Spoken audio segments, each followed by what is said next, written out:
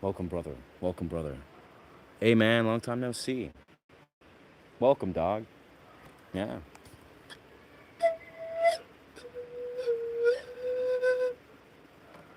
Just time and the peace I need. Today I buried my dog after she was hospitalized for days. Can't go over there and breaks my heart. Well, I mean, dogs surely they are, they're gifts. They're sort of messengers or guides to, offer us beauty and connect to ourselves. And surely they've done exactly what they need to do in this world, which is just give you love and you give it love. And then when it's time to pass on, it's gonna pass on. But that's unfortunate, brother. Hope you find yourself, ample time to grief or to grieve. Just grieve and process that grief. Yeah.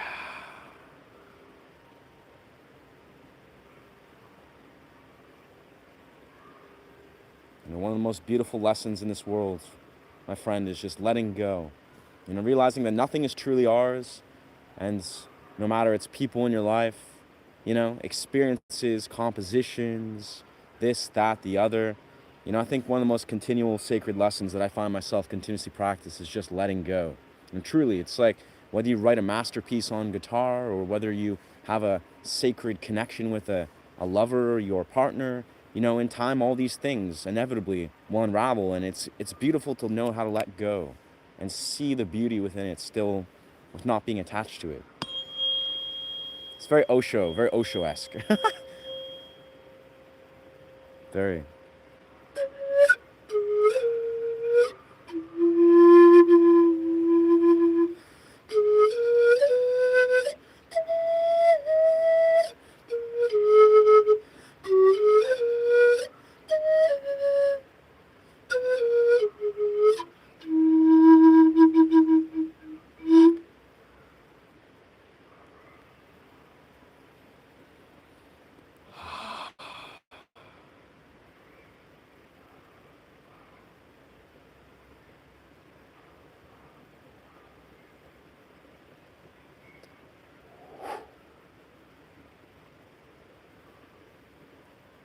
Yes, sir. Yes, sir.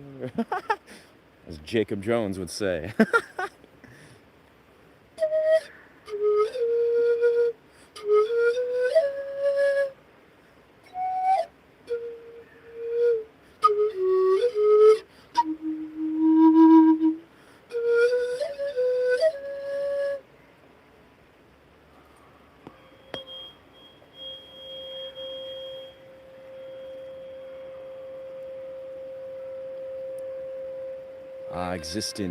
Existence, man.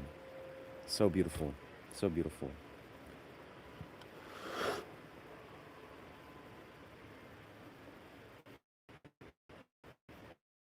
Good day. What's good? Welcome. Welcome, Vic. Welcome, Kyle Piano. Sure. Yeah.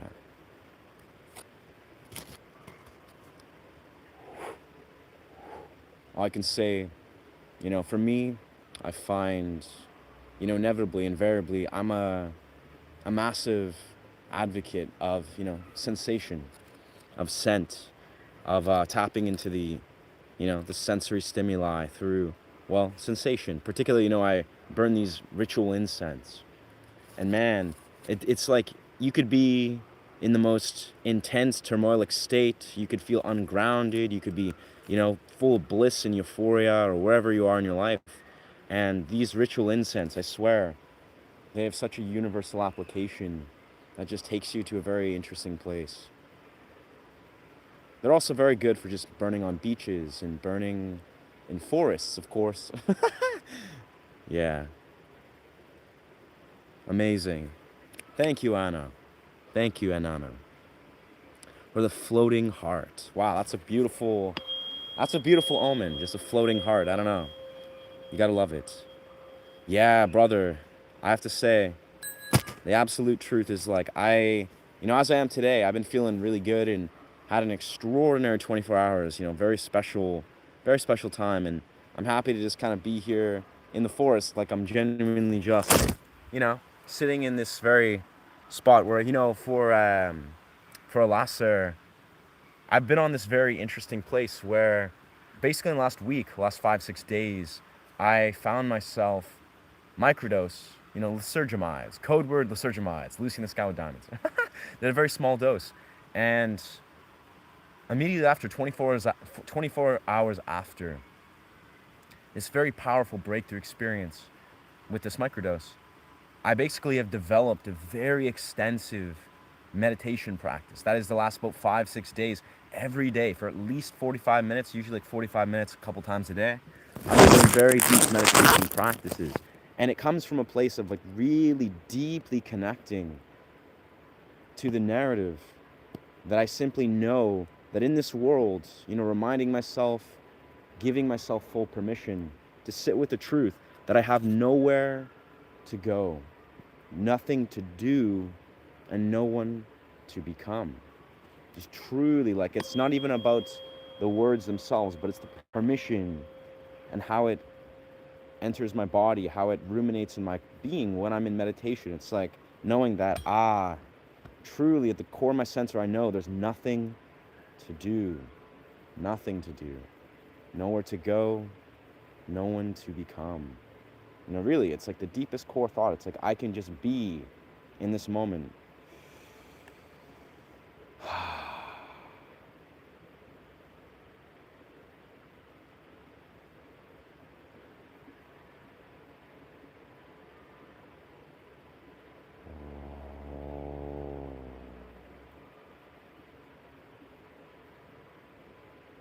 It really just awakens like a feeling of deep rest and peace. The feeling is, this is true.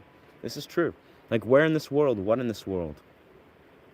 Especially streams and rivers. What's poppin', y'all? What up? What up, Floyd? Especially streams and rivers. Yeah, brother. Like, it's magic. I mean, as you're fairly familiar, if you're familiar with this channel, I've been doing tons of cold plunges. I actually did a beautiful, interesting experience where I did a cold plunge with my partner yesterday, where we went to this riverside and we both did a cold plunge. I did a cold plunge in the morning, and then we went to this river and did a cold plunge together. It was very much like a beautiful ceremony. She left some like little remnants of sage and just left these and scattered them throughout this forest, blessing it. And it was very beautiful. I was like, man, this is just, I love this human so much. And I'm just like chilling, doing these cold plunges, getting all that fresh dopamine. So we are sitting here in meditation. We're going to do what we did the other days. I'm going to do a cold plunge after I'm done my meditation in this stream. Just go in the stream as in the stream space. In the stream that is the river. So we'll see how that unravels. Naturally, cold plunges have been a very natural entity to me where I can do them in a very tranquil state. It's not very abrupt. It's very natural. But, wild bears about to, the wildflowers. Why is it cold in a hat? I don't know, dog. I also really would appreciate you burning in the forest. I don't think Smokey and the Bear has any conception of what I'm burning. We are in a wet boreal forest land. Yes, this is a wet forest land. We are in a safe area, on a safe, burning a ritual incense that really just is a very controlled fire. It's a ritual incense. There's no risk for fire, friends. No risk for fires. Nice. All right. Donkey punch. All right then. Very nice. Thank you for the recommendation, brother. A cave in the middle of Mexico called La Curvature del Encharm. Very nice.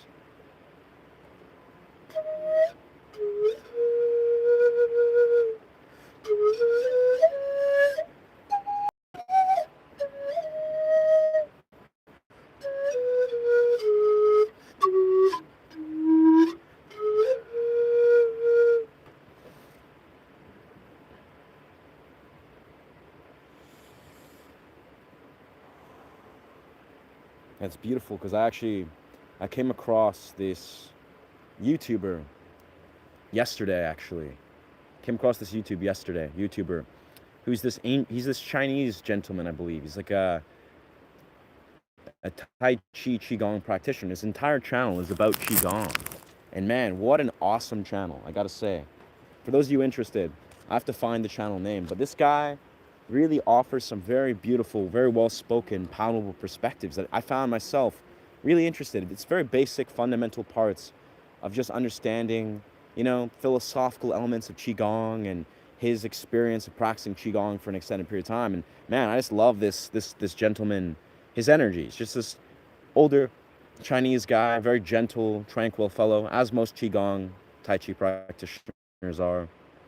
And he's just offering dope advice. Has a little YouTube channel of like 15,000 subscribers, and he's been around for a while. So he's just, steadily putting out that beautiful information out there, teaching some beautiful Qigong out there. Yes, what is up? What's good, dog? What's good? Welcome, friends. We're in the forests of Westwood, doing some meditation, just chilling. About to do a cold plunge in a short period, and then we're going to continue streaming wherever we stream. Whoa, there's this bird right here. There's a bird just crawling on the forest floor. Oh, he's coming this way. Oh, we're beckoning him this way. Oh, now he's hopping. He's entering the cold plunge spot. So much going on here. We got this trippy bee right here. This gigantic bumblebee. He's dope as fuck.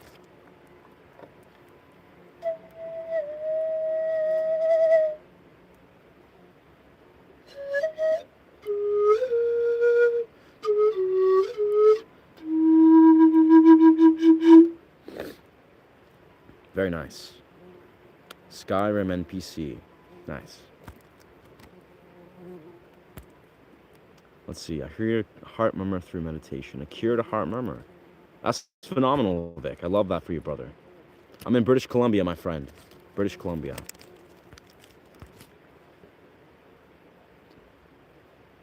Those of you that are new to the stream, welcome. Basically, I teach guitar and I do meditative sound journeys, and I am facilitating a channel. I create a channel that's basically focusing around inviting people, devoted musicians, philosophers, free thinkers, to sort of gather on this channel. It's this embodiment of Ashe, I like to call it. It's a word that's really resonated with me. But yeah, for those that, desire to kind of just just project negativity or just don't align with the core values of this channel, I will permanently remove your comments sections indefinitely and invite you to leave this channel. Honestly, if you find yourself on this channel and for whatever reason you don't resonate with, the dimensions of, say, learning and unpackaging creative expressions and philosophies and metaphysics and music, I highly invite you just to leave. No, nothing, neutral entity. I'm managing a YouTube channel here. I'm trying to create a portal. And it's a portal of kindred people. So if you don't align with that, if you don't find yourself practicing self-awareness and intention in the words you say, then, your comment rights will be removed immediately. Just throwing that out there. You guys have been dope, though. You guys have been chill. I'm just saying, for those of you that are kind of desiring to tread those kind of unhinged, waters, it's like, I have zero,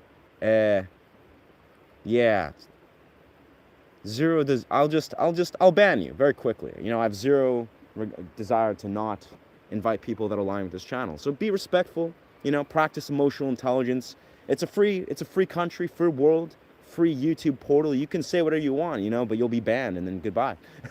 And you can go find the channel that resonates and aligns with you. But yeah, we're inviting musicians, again, free thinkers, philosophers. If you're here to want to learn guitar and, just connect with like-minded individuals, I welcome you here, friend. But this channel is very sacred to me, and naturally, I treat it as such.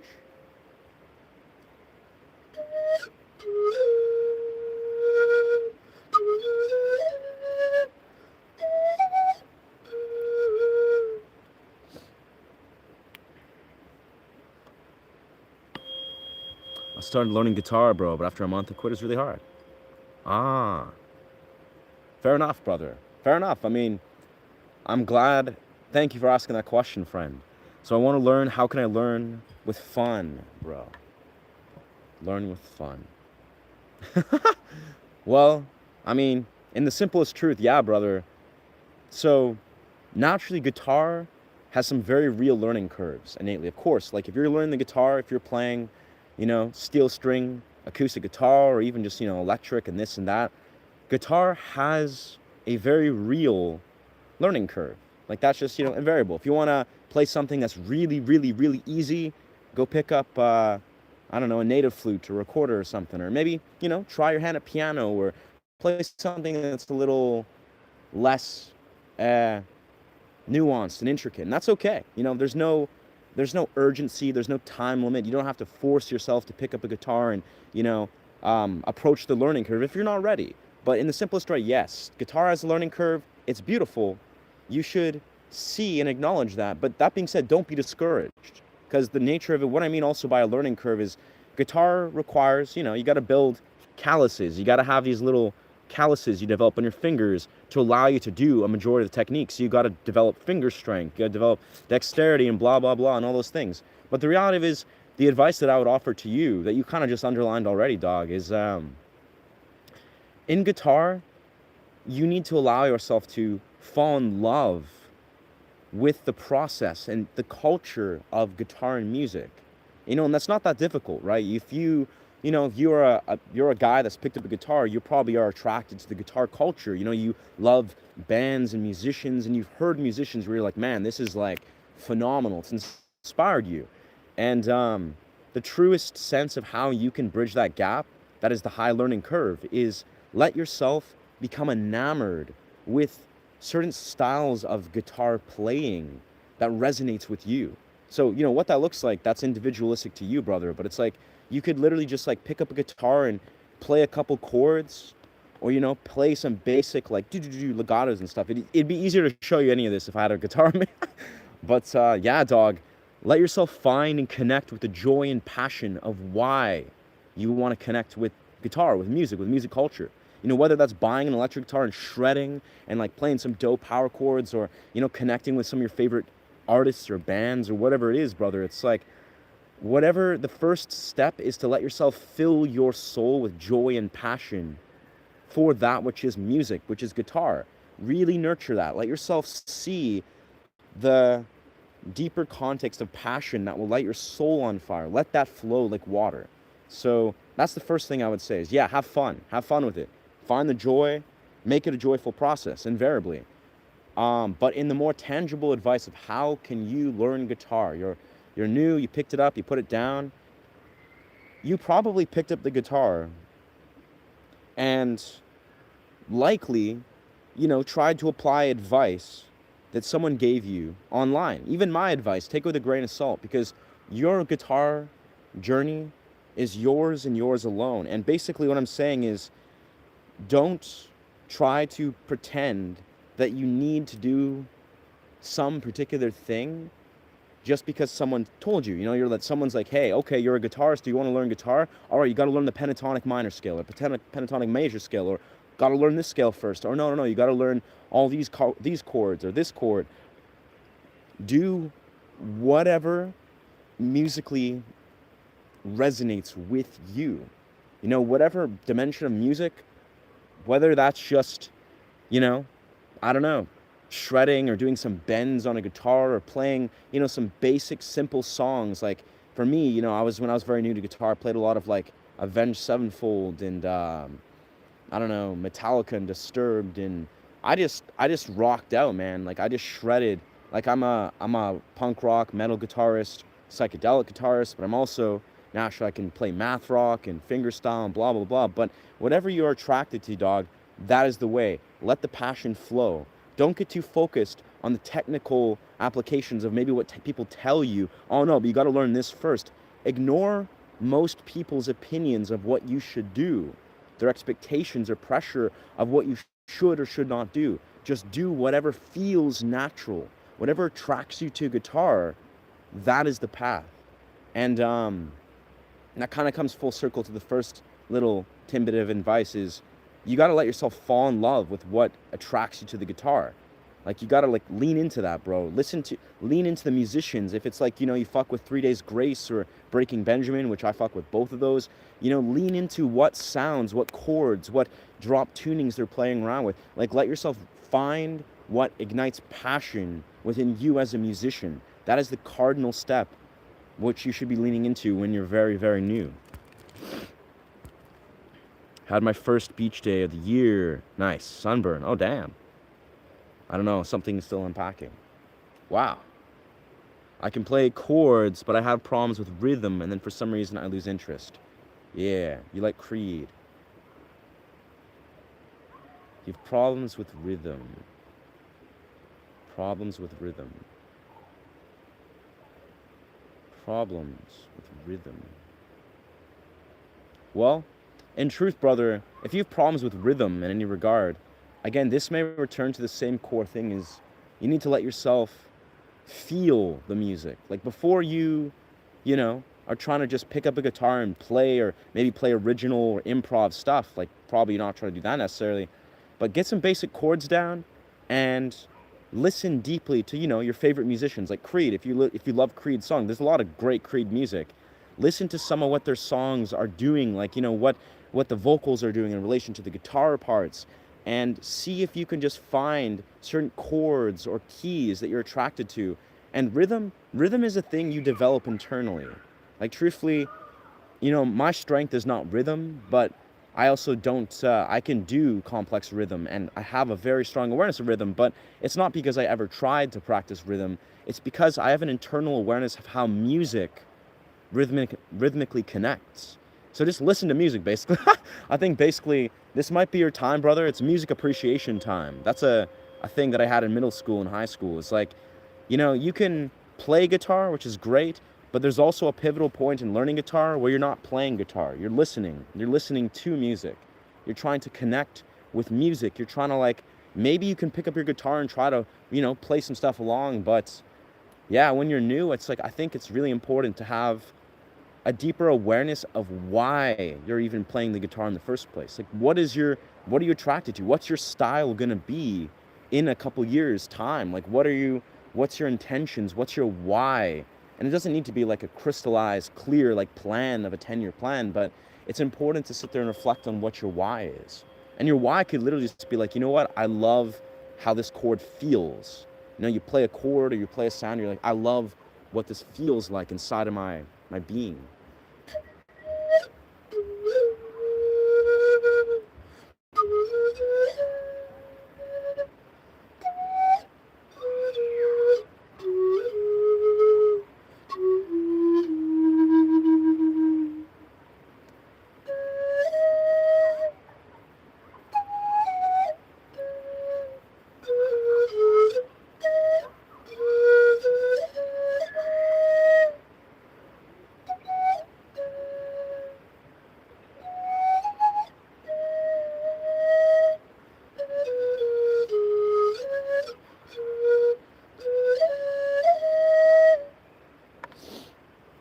Hope that makes sense, though. Again, brother, there's so many reasons why you as a guitarist, like, that's kind of like the core caveat that I just laid out, is like, guitar has a high learning curve. Like, let's be real here.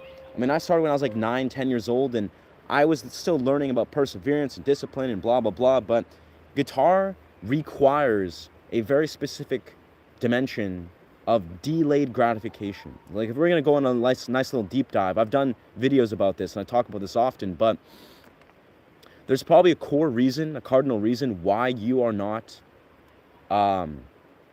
making progress. Like, I'm assuming you're a full-grown adult, right? You're probably a full-grown adult.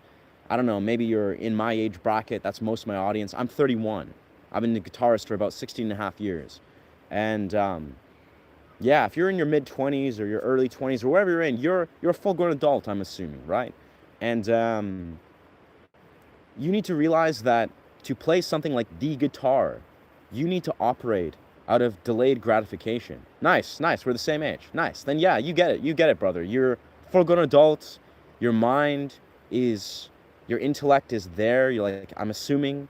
And the fact of the matter is, the core reason why a lot of people don't succeed at a lot of things, but if we're talking about something like guitar, that operates out of delayed gratification is fundamentally because you've been basically programming your mind to try to perceive out of instant gratification. And this is not very complex. You know, you pick up your phone and you're scrolling through social media, or, you know, you're doing all these things in this world and you're getting bursts of dopamine received to you instantly via instant gratification. You know, pretty much everything you can think of operates in a very instantly gratifying way. It's the way our modern society is programmed. But the reality is there's something that is beyond instant gratification. I mean, you're a full-grown adult. You've definitely seen delayed gratification played out in real time. Like if you're, say, an athlete and you found yourself train certain disciplines where, you know, the process of developing, say, a training protocol and watching, you know, your musculature or doing certain dimensions of strength training protocols, this is operating of delayed gratification. Doggos. But the simple truth is something like guitar has a high learning curve, but it also functions on a higher tier, a higher level out of delayed gratification. That is, the dopamine you're receiving, the reward that you're receiving is not going to be apparent immediately. Hell, in many rights, in the deepest truth, the reward you're going to be reaping for guitar is probably not going to happen for a number of years, if not longer. For me, as a young kid, when I play guitar, I was, you know, unpackaging the awareness of how to do this for many, many, many years. And it wasn't until around 5, 6, 7 years did I truly start to reap the truest, deepest dimensions of expression, of compositional ideas, of life-changing things. You know, several years in. Again, you're a full-grown adult, so it probably won't take that long. But the reality is, delayed gratification is the simple process of giving yourself the association of dopamine release from the journey, not from the instant reward of doing. It's not like you play a C chord and you're like, whoa, that was so fulfilling and rich and within itself, and you get a burst of dopamine. It's like, the idea is when you look at guitar, you should be looking at what is the long-term vision that inspires you to be like, you know what, one day I could achieve something beautiful with this. Like, you know, one day you could, and you probably will if you really pull these threads, you could play a beautiful composition. You could play any beautiful composition. You could, you know, enamor people. You could infatuate and create a shift in people's energy and lives just by picking up an instrument and playing a succession of chords. You could connect with people. You could connect with your soul. You could, you know, change your reality. And these are things that will take time. Some of them won't take that long. But it's giving your brain the ability to appreciate exactly where you are, release dopamine, being like, whoa, I learned something now new that's got me closer to the longer vision. That is delayed gratification. That's your brain seeing a long vision, appreciating how to appreciate just the fact that you're one step closer to being able to experience something that is so beautiful and extravagant that is like you're on the path to. And you're not trying to fixate on just being like the reward is an immediate transactional experience of like, I created a chord and suddenly I feel good about just playing a chord. Maybe you do. I mean, honestly, if you've played the guitar and you've made any progress, you're a massive step ahead of what most people are. Most people in this world, most people, I swear, this is what I hear. It's a universal thing that so many people will pick up the guitar and put it down and never pick it up again. Or they'll like never pick it up. They're like, you know what, I wanted to learn, but I never did it. And again, there's real reasons for that. There's learning curves. Your fingers need to develop dexterity, muscle memory. They need to develop an internal rhythm. They need calluses. Like, there's many reasons why people pick up guitar and fail or just don't ever pick it up. And if you've picked it up ever and you've played a chord and you've done something, you're ahead of a mass majority of people already. So that's pretty cool. Anyways. Thank you, Jay. Thank you, brother. I sent a star and a gold coin. Thank you, brother.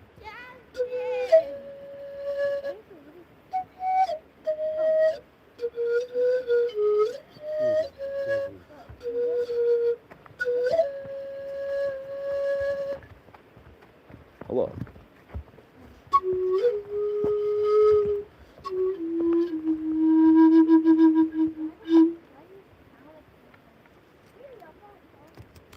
Thank you for listening, friend. Shows a peaceful, quiet woods layer like this. Yeah, I mean, it's in your reality. You can make this. I'm sure it's a possibility somewhere, somehow, in some capacity. The only music I ever felt was Sleep Token. That's awesome, Leia. Yeah, Sleep Token rocks. Objectively, Sleep Token is incredible. Welcome, Alicia. Welcome, Alicia Z. Had my first speech day. Gonna catch up that. But thank you so much, Jay. Thank you, brother. Thank you for the Jay, the gold coins, good omens. We got some good omens in the via gifts. Gotta love it. What's good? What's good, Temple Lion? What's good, dog? Fair enough, Alicia. Fair enough.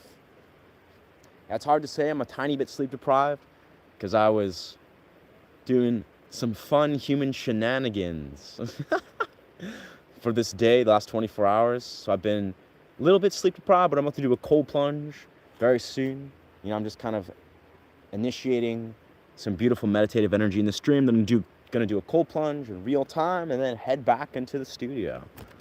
Yeah. See you. Heck yeah. Be well, Alicia. Hope you're finding yourself inspired in life and rooted in your somatic experience. Somatic experience, baby. It's honestly, as a man that has seen the transformative nature, when you honor your somatic experience, it will honor you tenfold. Like, you know, if you can take anything away from this channel, among various, honor your somatic experience. Life-changing things are on the other side of honoring your somatic experience.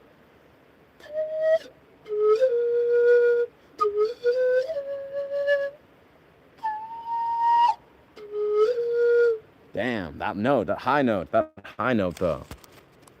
Did I know Bangladesh? Yes, I don't know. I know of the country Bangladesh. I actually just watched a YouTuber talk about Bangladesh. He's like a traveling YouTuber, and he just did a video. He's like talking about Bangladesh and kind of saying how much he likes it. It's South Asia, I believe, South Asia. Very nice. That's a very productive day, Temple. That's a very productive day.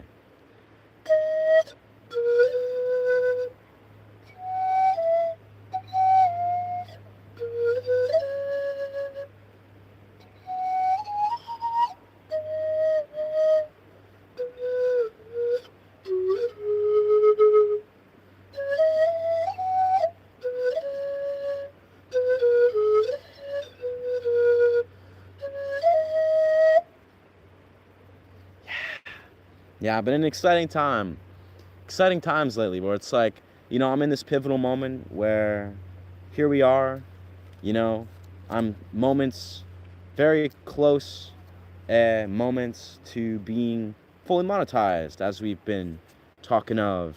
So I'm in an interesting moment where, like, yeah, the grind has subsided. Technically, I mean, I'm gonna grind as much as I desire, but the grind to get all the watch hours is basically coming to an end. You know, I've achieved 4,000 watch hours, and I think I'm at like 35 or 3,600. So close, so close. But yeah, that beautiful reality of like, wow, now I have exquisite dimensions of freedom where I can focus my energy on the next phase of YouTube existence, which is very exciting.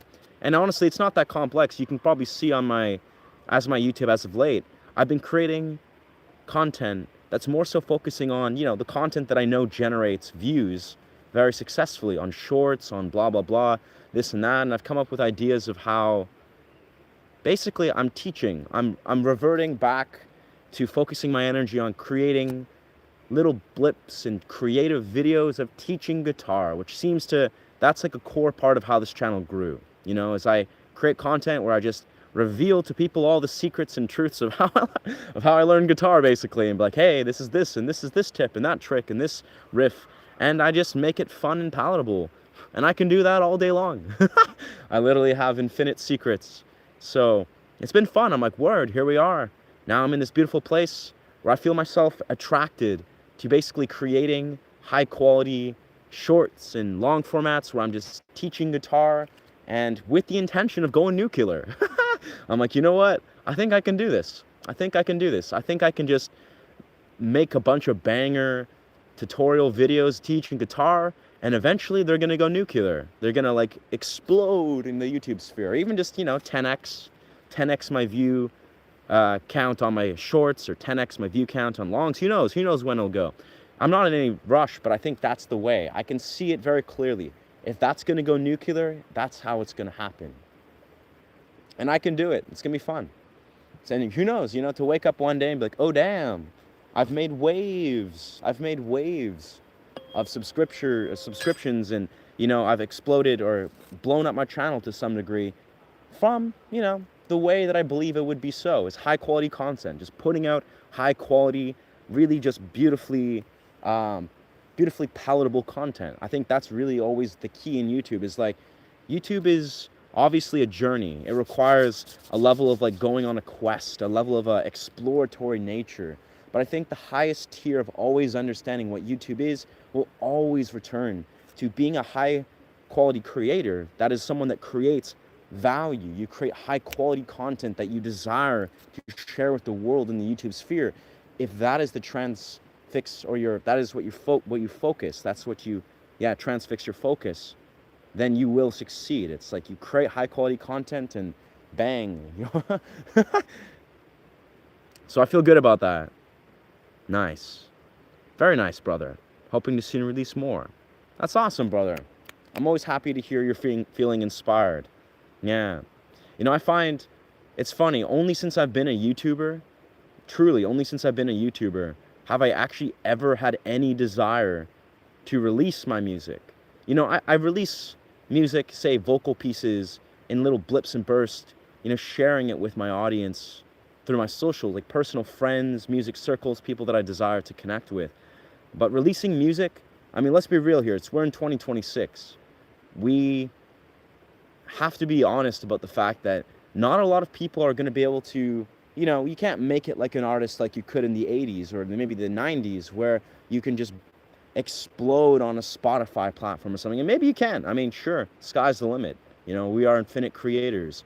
But long story short, I find myself, I create music and I release music because it resonates to my core and is created from a very powerful intention that has a lot to do with, community building. It's like you guys request me to release my music, or I create music on these streams and then I release it. It's like a very organic process.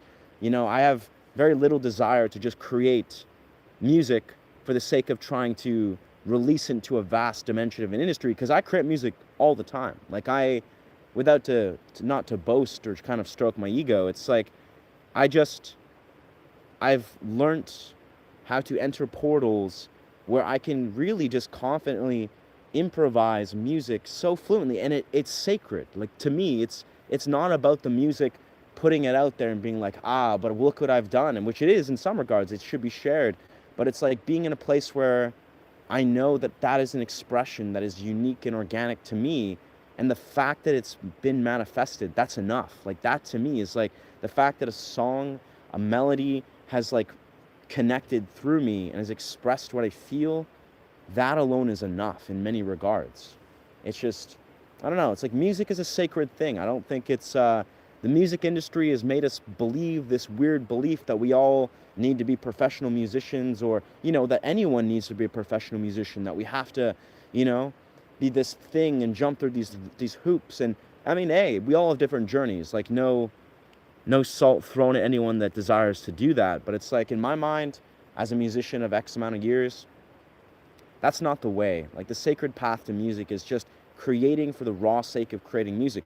If it becomes to a place where, you really reach that dimension where it spores off into something magnificent, then beautiful. Like, you've achieved something magnificent in this world. But it's, yeah.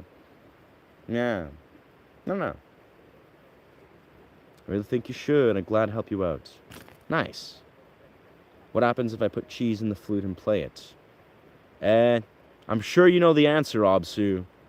And it has a lot to do with probably failing in life. No, I don't know. Nothing happens, brother. Welcome, Russia. I appreciate that, brother. I appreciate that, Temple. I appreciate that sincere thought. I'm in a place, I've thought about it, and, for the sake of it being inspired through my audience, I feel like my path is clear. I make music, I studio record, like, I've gone through this process, and I've gotten very fluent at it through the last, 6, 7 months of being a streamer and whatever. But in my mind, I think where this sacred path lies with creating music and meditative journeys and portals is simply I just need to basically use the resource I have and invest in studio time. Like I've realized it's as simple as it sounds. It's like I feel like I'm just going to equip myself with a professional studio space. Drop a couple $100, maybe through a friend. I have a couple friends who are studio sound engineers. Like they own studios, like very professional studios, and I'll just drop them a couple $100, support their thing, and then spend a couple hours entering this portal in real time and getting everything captured in the studio process. And it's a thing I've never considered before, but I feel like that's a magic in itself, having a physical studio portal. And yeah, I don't know. I think it's a process I'm excited to explore when the time comes.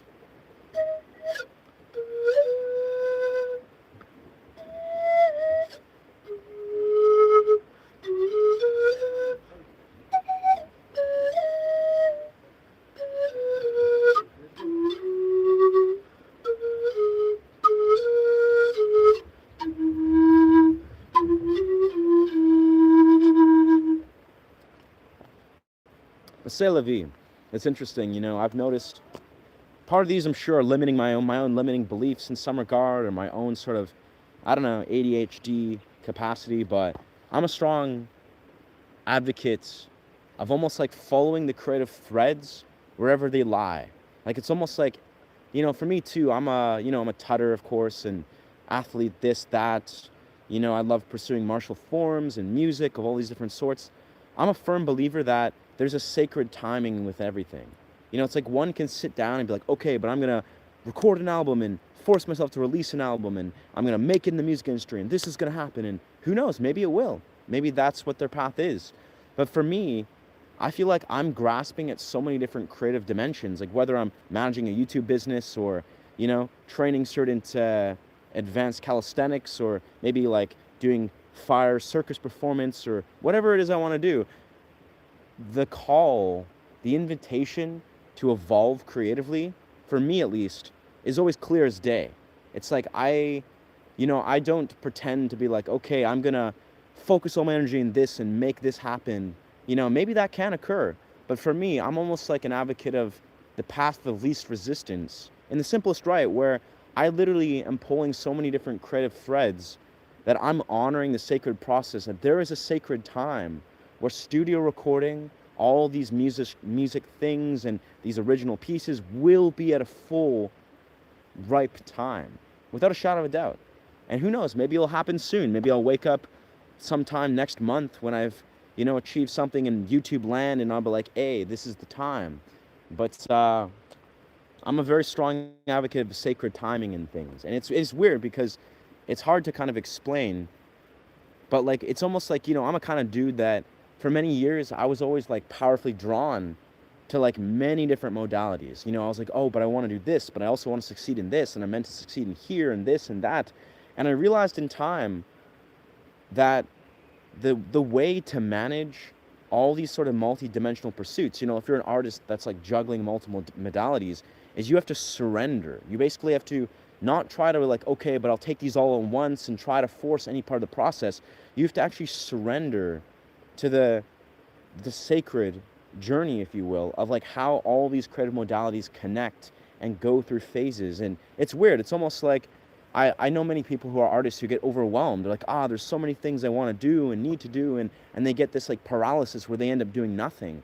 And I think in many rights, as an artist who's been doing this for many years, it makes perfect sense where you have to basically surrender to the idea of trying to like intellectualize any of these pursuits, like not trying to force any part of your sacred creative process, and you have to let it slowly unravel any which way it wants to go, like any which way, just full surrender. It's like, today I woke up and wanted to play pan flute in the forest and do whatever, or today I wanted to go into a beach and do nothing and connect with whatever. It's like, it's a very interesting thing. It's like, it feels like the sacred thread that unravels into the larger sort of tapestry of all these creative domains. It's very gently inviting. It's not trying to like be like, ah, but I must, but I have to, but I need to do this, or based on this and that and the other. It's like, it's a very gentle invitation that if you wake up and you pull those threads, you'll see the way that it responds. It like invites you back. You're like, oh, well, maybe I'll do this today, or maybe I can and lean into this. And then suddenly you get this like wave of inspiration that just meets you. Anyways, food for thought. I don't know. I don't know if any of that has any relevancy, but this is a thing I remember thinking about a lot a number of years ago when I was, younger and really like struggling to be like, man, how do I manage all these different creative dimensions, and how do I really see how I can honor the path? And yeah, it's basically, I guess, long story short, what I'm saying is you can do all these things. You can succeed in every given dimension you ever desire. Doesn't matter how elaborate, like there is ability to succeed in these things. But in my experience, it's about honoring the sacred unraveling of how it's being drawn. It's like, where is the joy pulling you? Is there like overwhelming amounts of joy and passion and alignment letting you be guided in this said direction? And if there isn't, then that's beautiful, because you're allowing yourself to then surrender. Like, where is the passion now? Where's the joy? And when you allow yourself to find it, it will meet you tenfold. Like, it's almost like where your sacred journey is in the moment should meet you, like it should light your soul on fire. It should not be like sort of a meek kind of like, here we are, like doing this again, here we go. It's like it should just wash over you like a sort of a wave of energy that is just like, yes, like here I am. I'm so happy to be in this portal. And yeah, I don't know. I think it's high time, friends. We are now ready to go for a cold plunge. There's lots of human beings, it looks like, circulating through this area. It's very nice.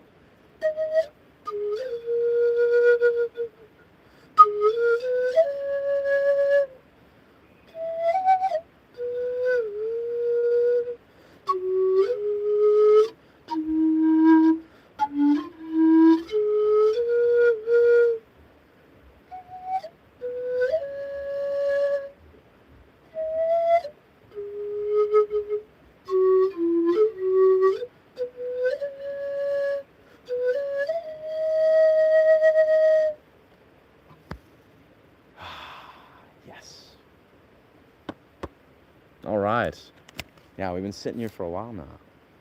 Some beautiful, beautiful humans wandering through these forests. All the humans of Westwood, they're cool. They're cool. I don't know them because everyone keeps to themselves, but I can sense they're pretty chill. They're all on an interesting journey, and they have the forests to shape their perspective and to be grateful for. So, it's got to be working in some favor. Whew, all right. We welcome adrenaline. We welcome somatic activation. We welcome healthy, dopaminergic lens and perspective. We welcome higher tier of experiencing our body, of honoring our body, of nourishing our body. Let's just wasn't sure. Okay. I know the comments sometimes glitch out. Wow. Gorgeous. All right. So I think it's time to, yes, awaken the adrenaline in this dimension, or in this place. As we are. As above, so below. Whew. Let's see what flows through. I think you should gladly. Yeah. Beautiful intention. Nourish our minds. Yes, sir. Nourish our minds, nourish our bodies, nourish our hearts. It all connects, but as we are human beings. We are in the 3D reality. Our vessel is magic. It's a portal. It's going to bring us deeper into this actuality. To honor your body is to honor yourself in the deepest degree. So let it be. Let it be so. Let it be so.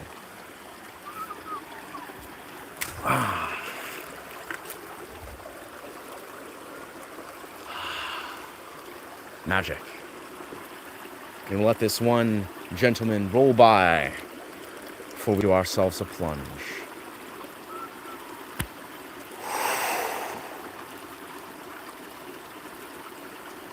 connecting with the higher centers, connecting with the lower centers. 11 likes and 11 views. I'll take that as a good omen, I'd say. Here, you guys may have seen, this is actually a chair. This is a chair I made in high school. This is in carpentry class. Made this chair. It's kind of like a lounger. I've had it for like about 10, 15 years. I built this chair and then I brought it. It's still in good function, but I brought this baby to the forest because it was getting very broken down. So then I was like, you know what? I don't want to throw out this chair, but it's kind of falling apart, but I'm just going to leave it in this beautiful spot underneath this log. So it's not getting rained on, but it's chilling in the forests. And it's now a part of the forests forever. And that's perfect. It's actually, this is like a sacred place where I found myself, sitting with Changa. I can remember like the third time I ever did Changa was in this exact spot. The first time was a ceremony, as I've spoken of many times. And then the second time was, the viewpoint at the top of these mountains, overlooking all of the lower mainland, when I discovered the word Ashe, which became my moniker. And then, the third time was here, at the spot that's now my cold plunge spot, where I put this little sacred place, or it's just this little beautiful spot. Yes, sir.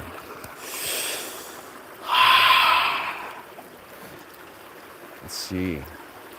Rooting within, sacred solitude, my friends. Sacred solitude. I think, as we are, it's kind of funny. We're on a stream with a bunch of human beings. We're connected in some source. We are here in a kind of communal portal. But the reality is sacred solitude, my friends. Sacred solitude. It's kind of what I was speaking of a while ago, like sacred aloneness. As of Osho's book, sacred love, sacred freedom, and sacred aloneness. All these portals, they show us so many things. I stream, what's the topic? The topic is all things, brother. We teach guitar, we talk about guitar. Been doing a lot of meditation. But as we are about to go through our cold plunge. All right, here we go. Honoring your solitude. We are born alone and we die alone in this world. If you can honor your sacred solitude, you are honoring your connection that is with the universe. We are never truly alone in this world. We are with the universe in our solitude. Honor your sacred presence. Revere your sacred solitude. And it will revere you tenfold.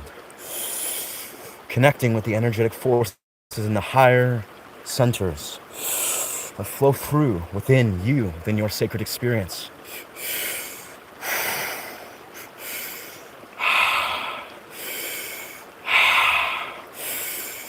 Honoring your somatic body, honoring the higher experience, the dopaminergic release. And there we are. Whole body's buzzing, fresh, easy, natural dopamine. Yes, sir. Wow. And then here we are in the forests. Very nice.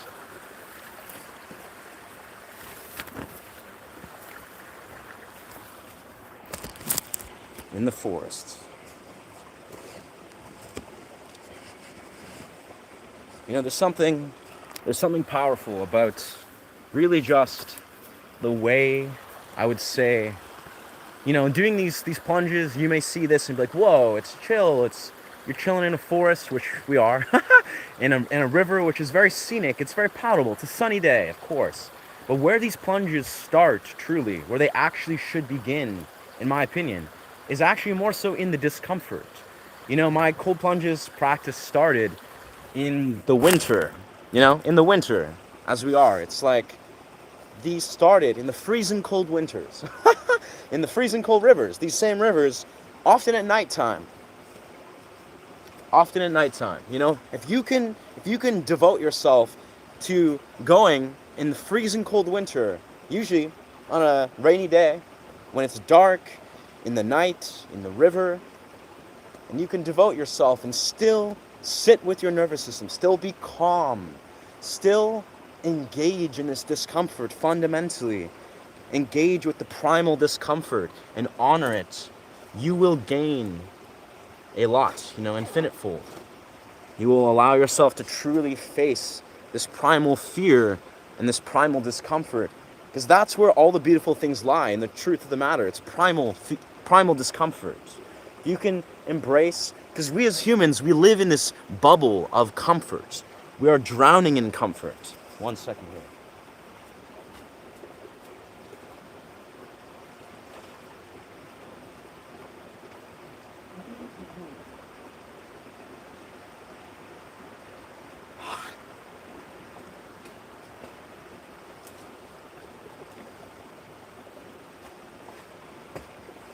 And obviously, we all have different lives, we live in different countries, we have different actualities, we have different levels of discomfort. And we as humans, sure, we like to phase and through and this and that. Maybe we have stressors and we treat our stressors with dimensions of escapism, and we tell ourselves that, this is comfort, this is discomfort. I live in a city, so this is what we do to become, to adjust, to calibrate, XYZ, blah, blah, blah, right? But the reality is, friends, we are primal beings. We are primal beings. We engage in a primal reality. We desire a primal reality. We desire to connect with the elements. We as men especially, as the masculine, we are a tribal being, a primal tribal being that desires to play this core role of the masculine as the, archetypical, ancient, primal role of the masculine. Like, if you look at yourself and you're like asking yourself, like, why or what has gone awry in this reality? If you could really try to like pin it down, you're like, man, what has gone awry? Why am I not living my most radically abundant life? Like, really? I mean, there's maybe a million reasons that come to mind that you can really confirm or justify. But if you're truly looking at the epicenter of why you as a man, or a woman, of course, human being, why you're not thriving or why you're not living your abundant reality, even just energetically, internally, emotionally, somatically, you need to ask yourself, how disconnected are you from the primal core, the primal elements, the primal awakening, the primal activation, the primal roles that is woven within you as a man or a woman? But as we are men, I'm as a man speaking to you is from the lens of a man. It's really understanding that the primal is where it all exists. It's this playfulness. It is this animalistic energy, that connects with the elements around us, be it in the forest, be it within the air in our lungs. It's just, everything can be rooted back to these things, fundamentally.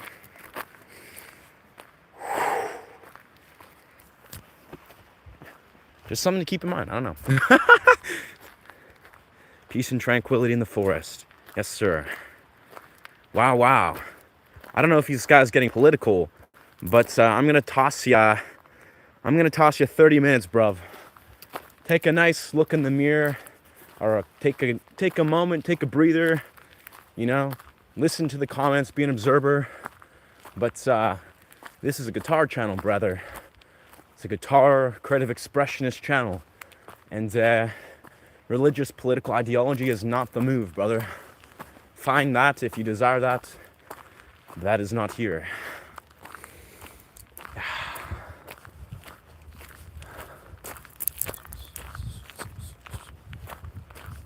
Wow, very crisp. Very fresh day.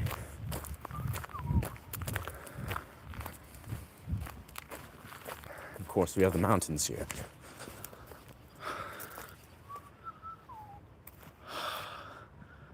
That we do. Those mountains.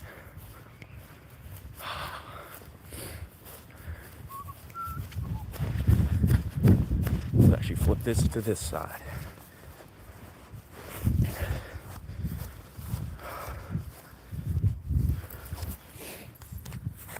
Oh, wow. This. Let's take this opportunity to really bask in this.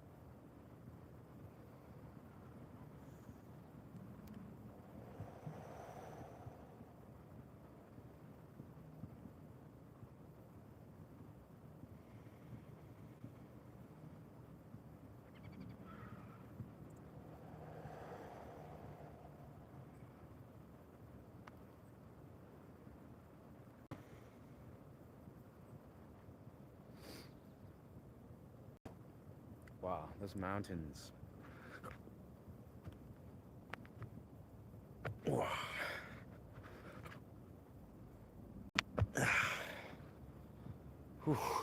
Going to stretch a bit before I do some strength training at some point, but these mountains, friends. Actually, yeah, I'll do a little flip. Screen flip. It's crazy. I mean, you can kind of see, maybe the screen quality is not as high quality, but it's like snow caps. Snow sort of on these caps. And it's all, yeah, just so mighty. It's beautiful. Yes, sir. Watch from London, UK, and Liverpool, UK. That's legendary. Welcome, friends from UK, if you are still present here. UK, so awesome. I cannot wait to visit there one day. Got these beautiful British Columbia mountains here.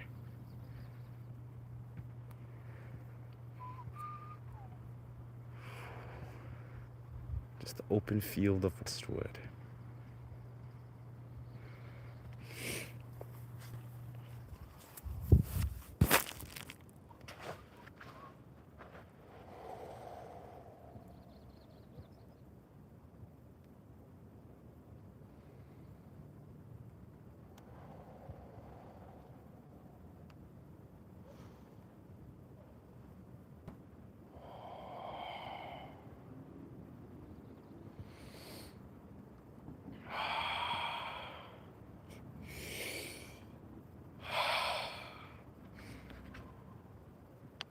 Oh. Feels like the ground is off center here. Just a little bit.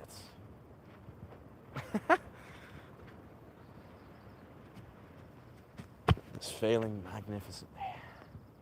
It's off center. That's cool. Yes, sir.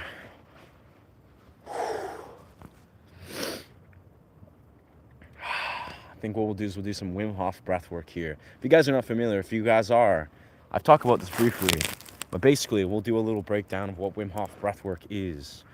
Very simply, is if you're familiar, Wim Hof is known as the Iceman. He has a breathwork style that's not his particular, it's an ancient style of breathing called Tumo breathing.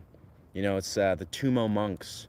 They would go into the mountains, the frost-capped mountains, into the snow, and they would basically sit there with nothing but like a light sort of shawl and do the Tumo fire breathing. That's what's kind of known as the Tumo fire breathing. And the idea is that this allows you to circulate oxygen and effectively tap into your physiological body and your immune system more actively by doing this style of breathing.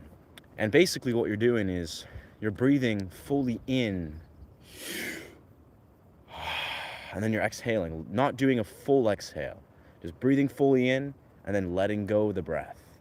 But you're breathing fully in the mouth and then letting go of the breath. So as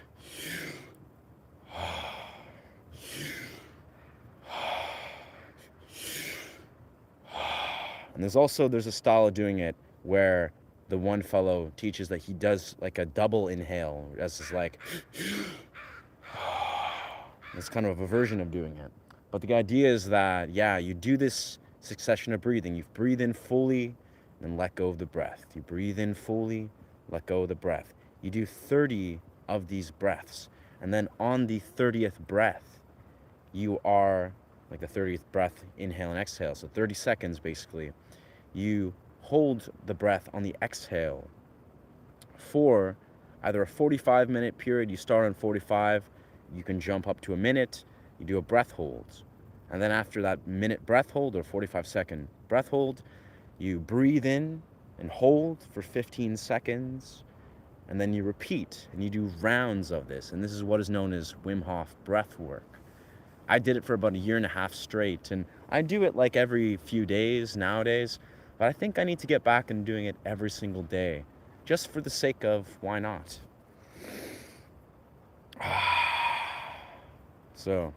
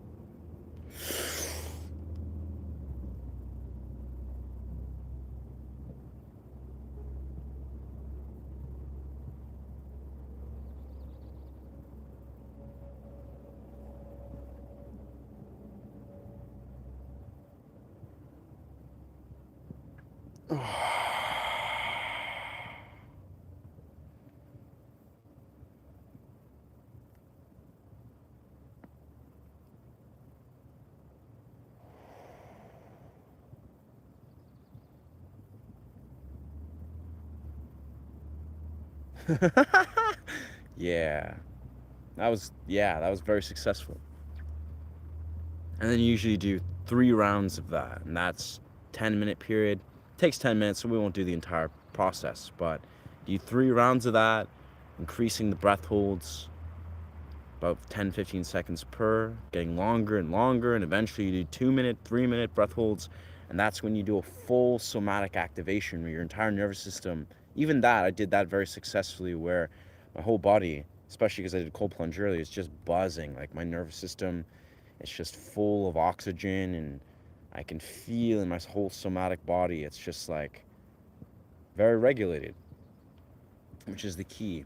But the more you do those, when you do, say, 2, 3 minute successions, you're actually tapping into your nervous system on a very deep level. Like, say, emotions or dysregulation that has been locked into your body, it is getting released. You're allowing yourself to access it. And it can manifest, like breathwork is very infamous for accessing grief and, trauma or emotions that are associated with your nervous system, or the emotions associated, that is very deeply trapped in your body.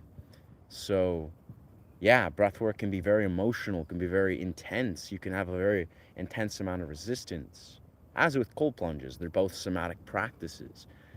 But the core thing is, these are important things. Like, our nervous system is experiencing and processing everything. The stressors, the trauma, the emotions that we've experienced and been holding on to for, many, many years, if not our entire life. It really is very important to allow ourselves to regulate these things. So ultimately, we can have autonomy. We can, you know, have a nervous system that experiences something that which is beyond this fight or flight, paralyzed, traumatized nervous system. So you can ultimately experience a deeper realm of peace within your body, one that is aligned with the parasympathetic, one that comes from a place of true bliss that is woven within your nervous system. And it begins there. You could live in an actuality, your brain tells yourself, I am safe, I'm happy, I'm abundant, I'm this, that. But if your nervous system is still programmed in a way where it doesn't feel and doesn't process the deeper connectivity and doesn't release these things, then you will still be locked into traumatized patterns in your nervous system. But anyways, food for thought. There's a lot of powerful research about that and things where you can learn about that. But in the simplest right, it's good to tap into the nervous system. Even just, one of the most powerful ways you can tap into this exact sort of nervous system coding is through dance. It's through dance.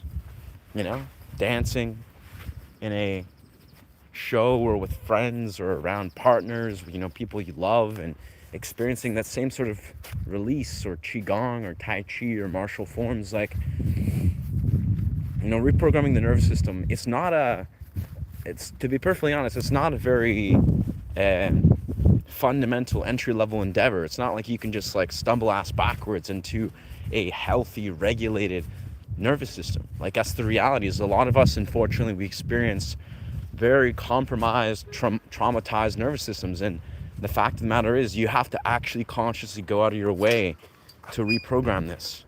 And it doesn't have to be as elaborate as, hopping in cold plunges all the time and doing breath work, or maybe it is those, but it's a conscious practice. Like, you should realize that if you desire to experience the reality you desire to experience, you gotta really go out of your way to consciously interject practices that allow you to experience a healthy, regulated nervous system reality. And it's the way it is. This is something that you experience if you go and connect with your body through strength training or cardiovascular training, like running and stuff. It's just, there's so many ways to do it, but none of these ways are just happen by themselves. These are things that take conscious intervention and interjection.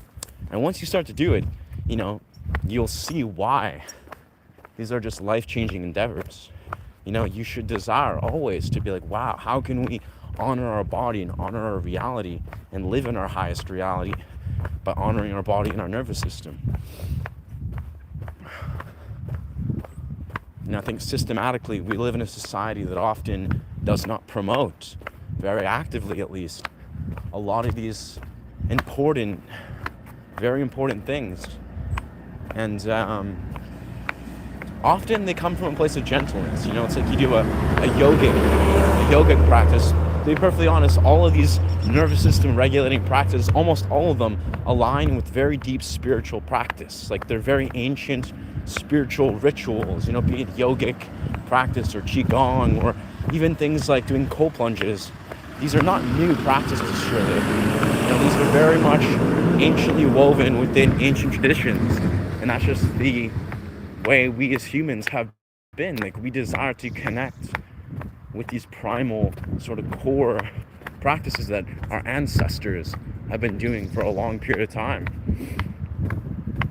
And in this modern society, a lot of us, we are sort of given this falsehood, this illusion that maybe we eat these processed foods or we consume all this programming, and that's what we maybe desire to consume, but it really isn't. It's an illusion, unfortunately. How is it bright there? I mean, it's sort of bright. It's 4:27 down here, so we're at like, late afternoon still. Yeah, breath, yes, brother. Yeah, breathwork it's a thing that, I'll be honest, as I've engaged in breathwork and gone through successions of doing it for extended periods of time, it makes sense that why a lot of people don't desire to do it. Why not every single person is like, oh yeah, breathwork, I do that all the time, every day, multiple times a day. It's tricky, it's difficult, if not very deeply programmed to resist sitting with your body, to sit with the nervous system activation. Like, it's a very deeply woven parallel that requires a deep level of awareness. Wow, what an adorable dog. It's an Australian Shepherd. Yeah. Oh. Feeling the chill from those cold plunge waters.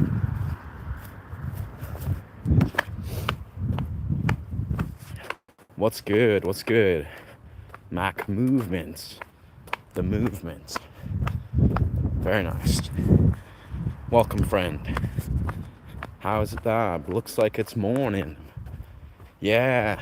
It was a sort of late afternoon meditation initially. That's how this whole stream began. It was just very soft, gentle meditation that then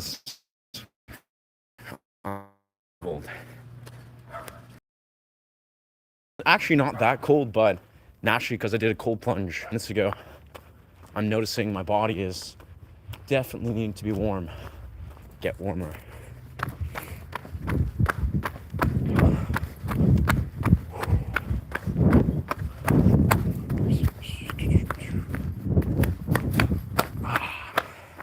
Excellent.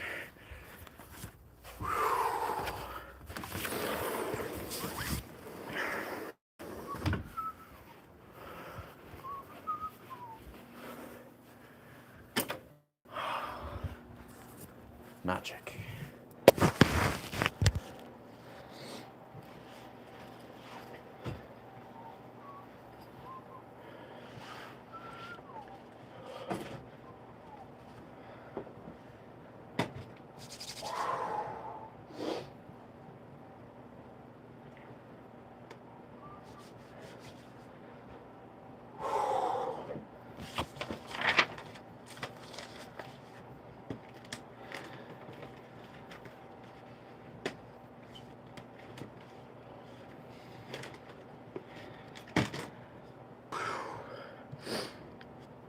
Painting. Wim Hof definitely helps.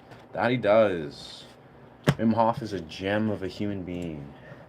Helps many people.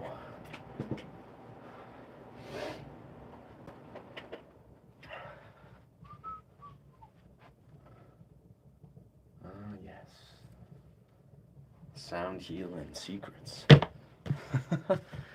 Oh, wait, the painting. This is a painting of Tyler Century. I think I've shown this quite a few times. Again, this is Tyler Century's painting. Such a great painting. Such a great painting. I think this is called Mind of the Forest. Mind of the Forest. Yes. It's a visionary art piece. It's got a lot going on here. It's beautiful. Yeah.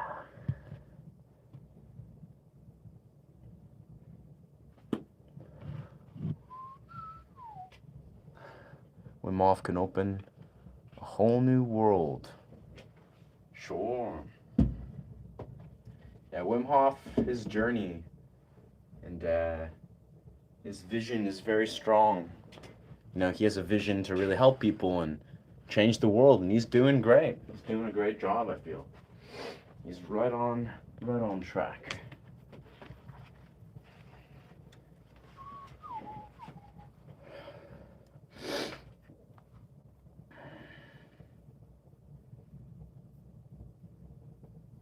Illuminating the deeper mind. If you release what is within you, what you release will save you. If you do not release what is within you, what you do not release will destroy you. What lies behind us and what lies before us are small matters compared to what lies within us.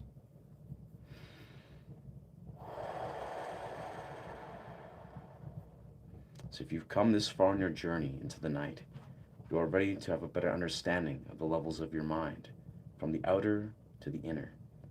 The journey into darkness each night is a journey towards the inner mind.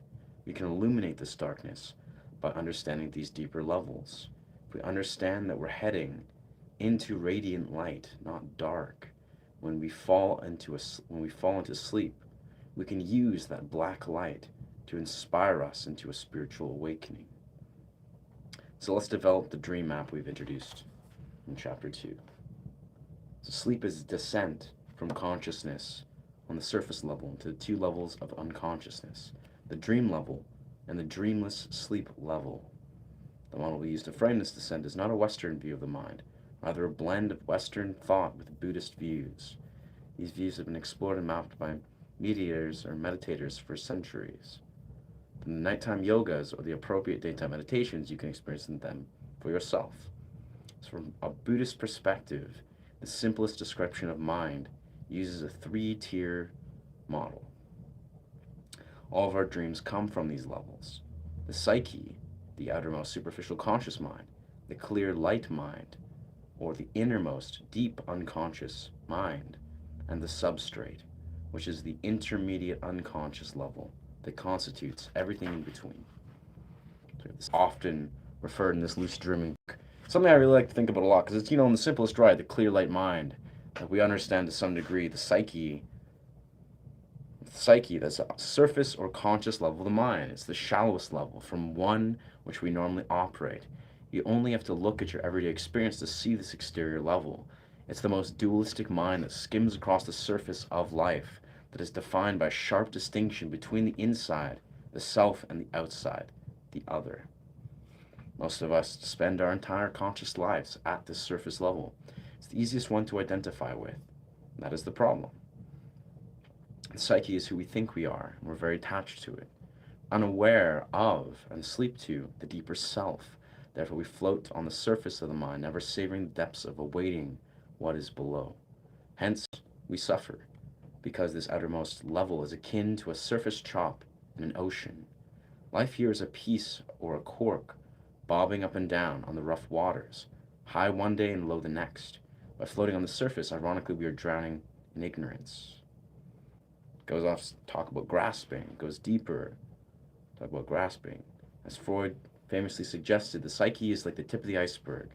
It may be all you see, but below the surface lies the vast bulk of the berg, which is the Buddhist term, consists of the substrate mind and the infinite clear light mind, The field of cognitive neuroscience research confirms that human mental activity is constantly and thoroughly influenced by the processes outside of our conscious awareness. Our journey is to bring these processes into awareness.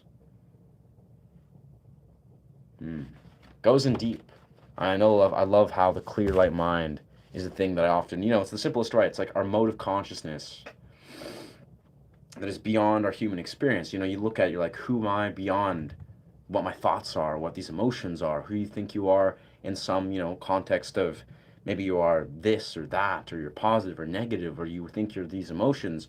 But the clear light mind is that mote, the raw mote of consciousness that is pure, that is your soul, that is your energy behind all of what you think you are. And you think, but I'm this, I'm that, and maybe you're going through all these turmoil or turmoilic things, but you are still just the clear light mind. Like, that's who you are, truly.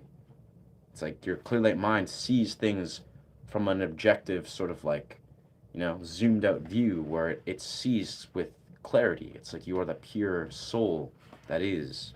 And that's always who you are, even if we forget it. So then it goes in depth about the substrate. From the gross and familiar outer mind, we move to the more subtle and unfamiliar inner levels, the domains that we are tucked into, we slip into sleep.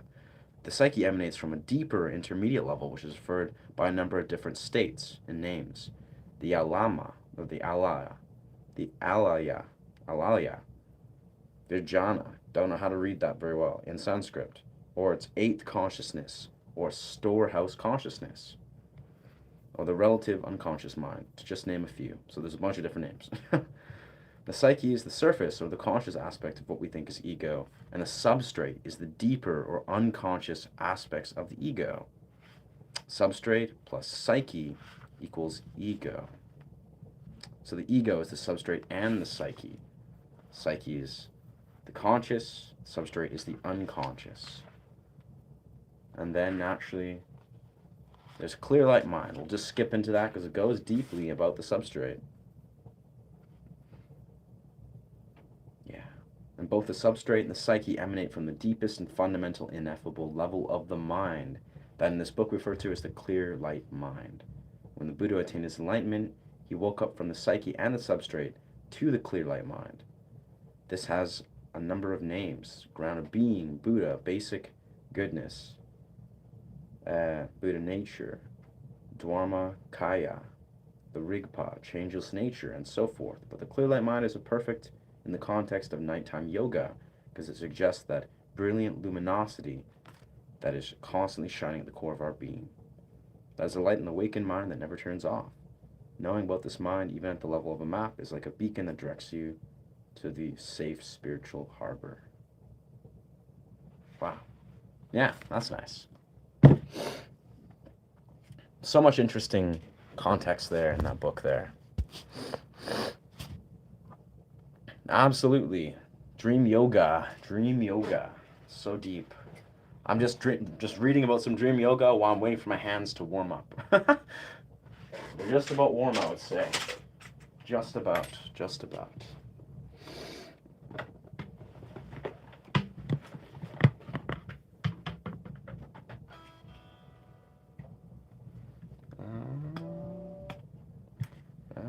Let's see.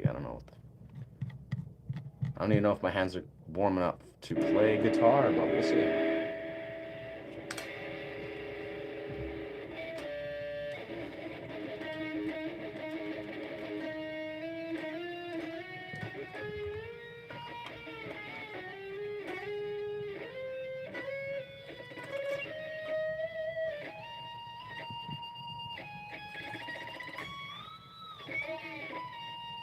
Can kind of play. I'm missing kind of some of the notes.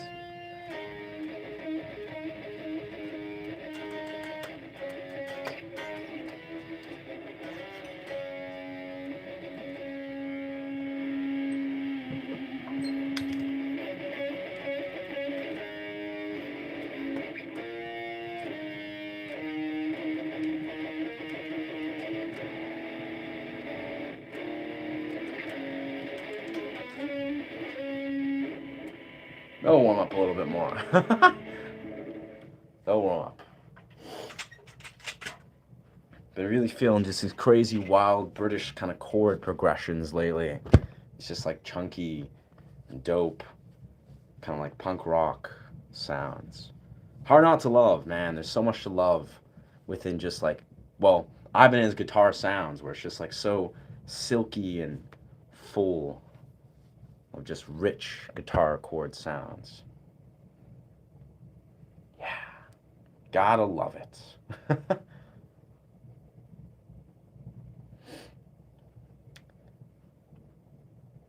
Fair enough. Be well, brother. I can't imagine I'll be streaming for that much longer at this point. I think we're just kind of, yeah, it's like 4:41. Yeah, I don't know. Appreciate you being here, brother. Appreciate you being here.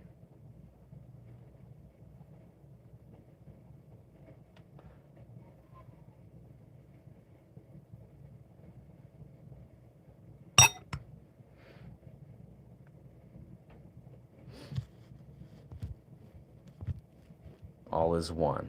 Beautiful. That's magic.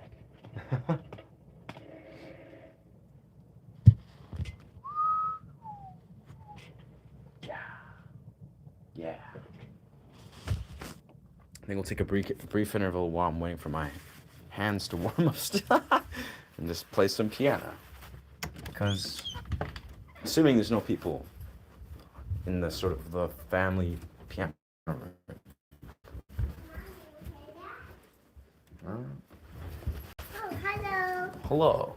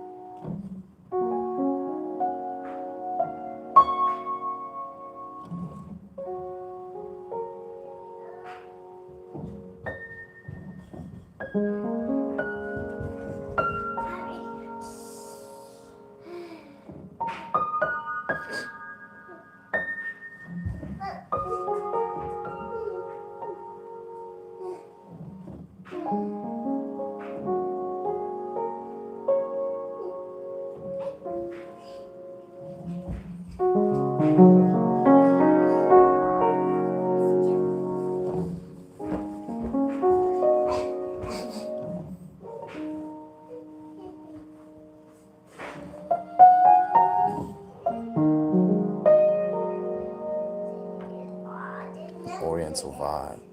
Why, thank you. Why, thank you, brother. Hello.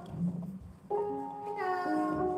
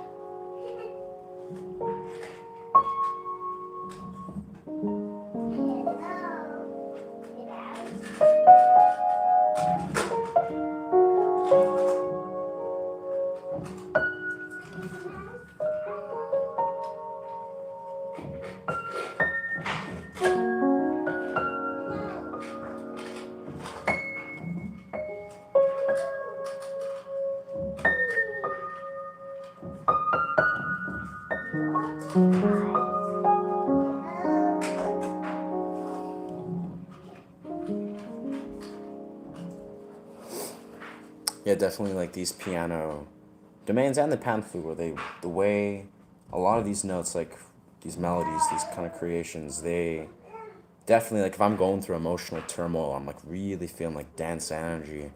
These these sounds, these notes, these like progressions, they hit very deep.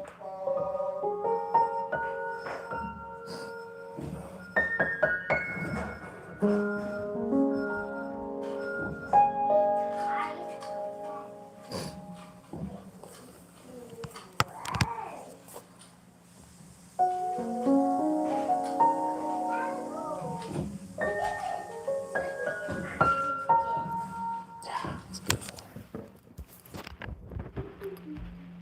Playing with the colors.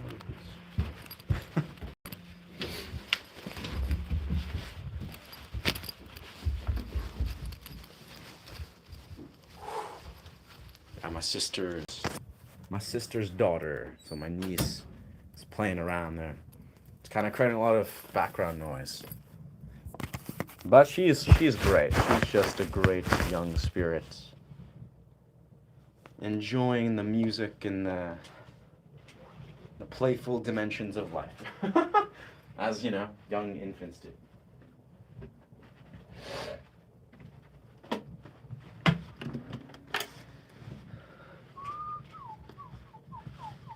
Ah. Oh, thank you, brother. Yeah, I appreciate your appreciation for the piano.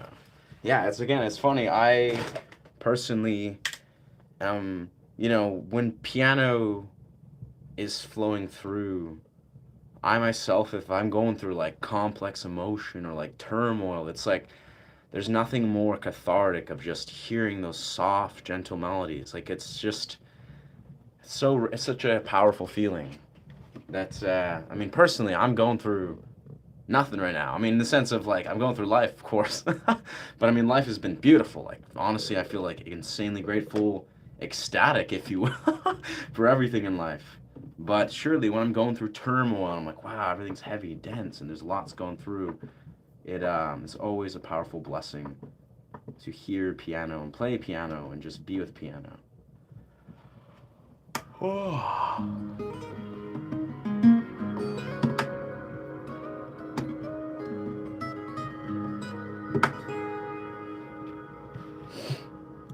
Yeah, piano's just so great. So great. Of course, guitar is awesome too, but it's just piano is very special. It invites a very gentle experience. That's like a powerful reminder.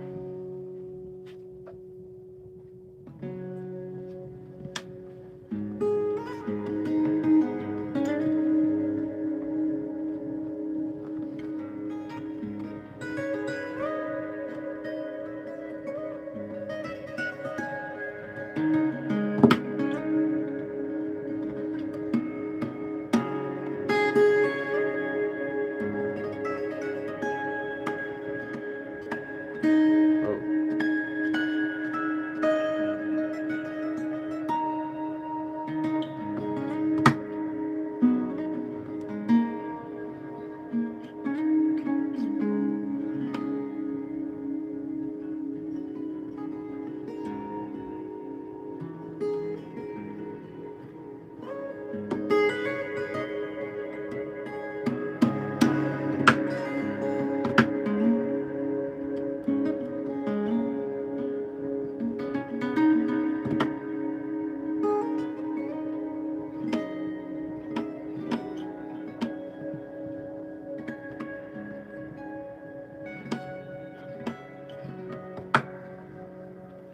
turmoil's out here.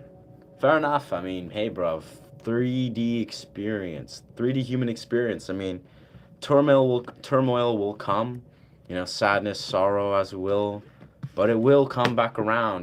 We can transmute that and find the way. Yeah. Cheers, dog. I appreciate the good words. Mushroom. Hope the mushrooms and the medicine spirits are, send you good energy, my dog. What's good, decomposing? What's good, dog? I'm great. Yeah, I'm a little bit sleep deprived, but all in good spirit and good stuff. Had a awesome cold plunge kind of meditation session earlier, as we were. But say, yeah, I am in British Columbia, my friend. Yeah, British Columbia. I am Canadian in the British Columbia.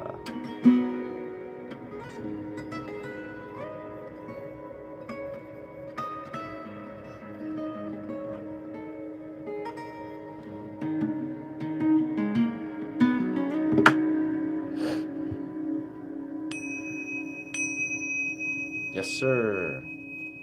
Thank you, Charles. Appreciate that, dog. I haven't done it in a while. I'm probably calling for it. Maybe so, yeah. I found myself do some lysergamides. I don't want to be specific in the specific terms, not get demonetized, but yes, we are a fan of lysergamides. Did a microdose last week. Some liquid, Lucy in the Sky with Diamonds. Treated me very beautifully. Yeah. Hey, it's good. It's good time. I mean, in British Columbia, all that stuff is legal. It's all legal, baby. British Columbia, everything. You freaking go to dispensaries and pick up any kind of psilocybin, any psychedelic you can imagine. It's all there. It's all there in a dispensary. Yeah. Yeah, maybe this is your time, brother. Maybe it's your time.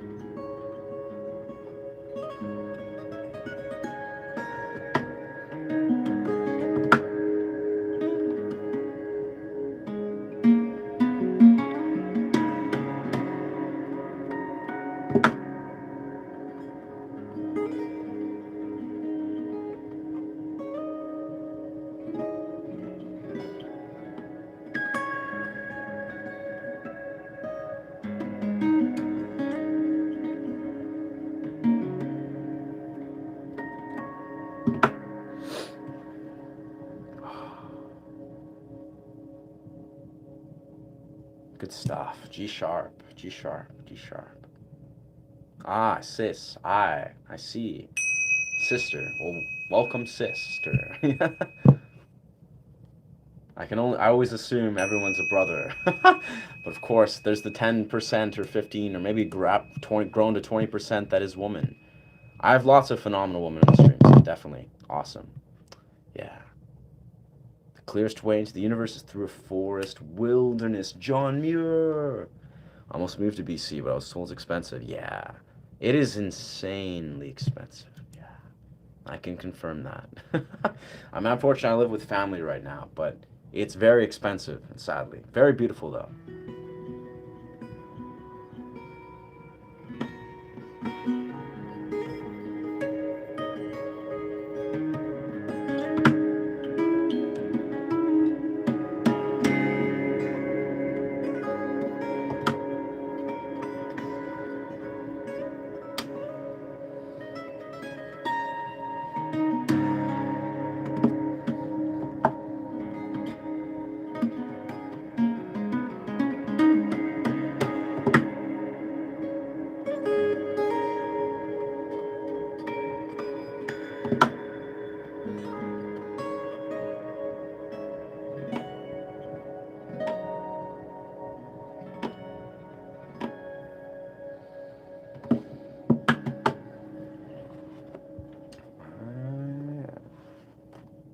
Let's use the drum.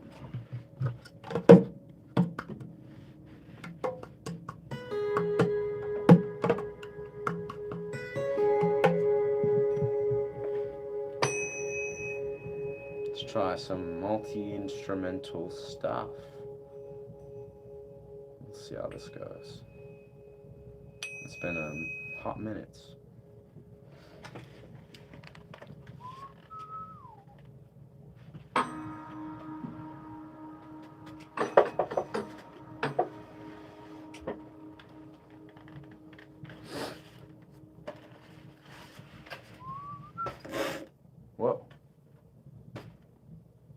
Ah, what happened there?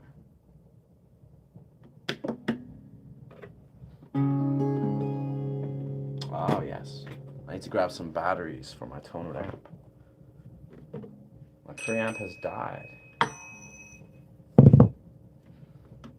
One second. Happy for you. Make the most of it. Yeah. Yeah. Yeah. I mean, this human experience, it's a 3D reality. It's going to go through highs and lows, and we're all humans. Like, all the best, even the best of us are going to go through some stuff. Inevitably. So, yeah. I don't know. It's important to just keep things in perspective. And just stay focused on the beautiful things. Let me grab batteries.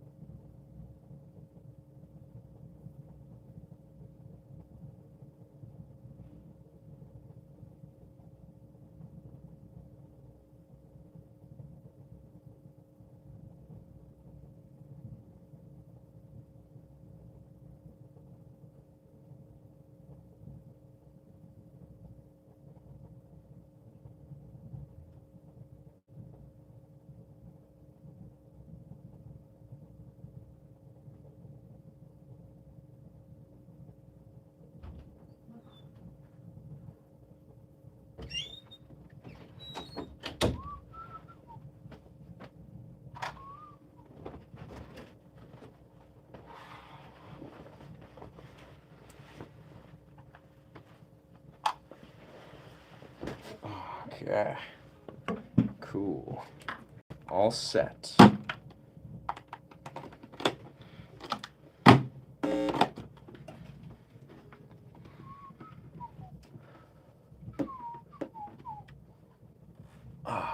But yes, sir, 3D reality. It's like if darkness or turmoil or things are just, going through stuff, it's like we can only be sure that we can transmute that energy into something, into perspective, or let ourselves be present with the beautiful dimensions of the human experience. Truly, it's just like, man, there's so much beautiful things that are flowing through. It's just, yeah, we all be human. I don't know, it's not the most philosophical stuff at this time, but it makes sense. That's what I love to say.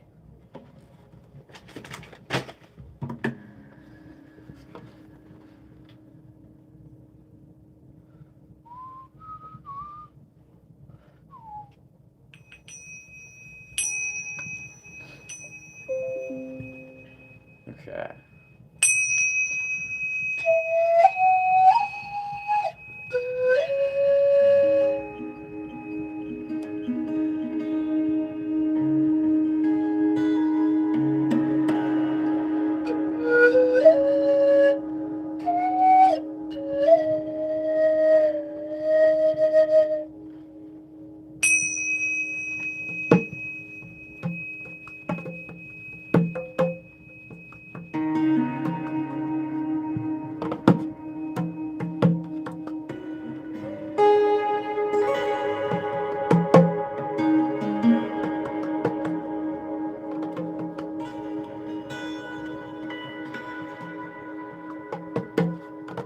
Gotta find the perfect angle for this.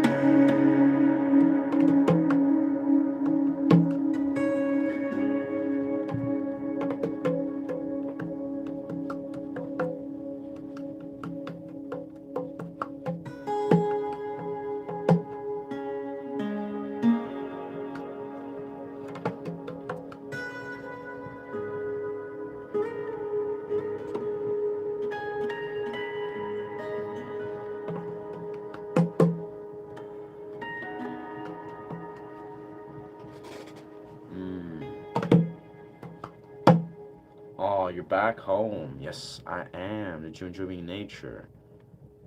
Yeah, it was great. Yeah, I did my cold plunge. It was a rockin' cold plunge. It's nice to warm up though. I feel, yeah, we're doing lots of just chilling in nature, and it's nice to kind of just circulate. Whoa. I'm struggling to kind of fully integrate. Well, not struggle, I'd say, but like I wanted to like really lock in this percussive dimension as I've done previously. But it's been a few days since I've done this.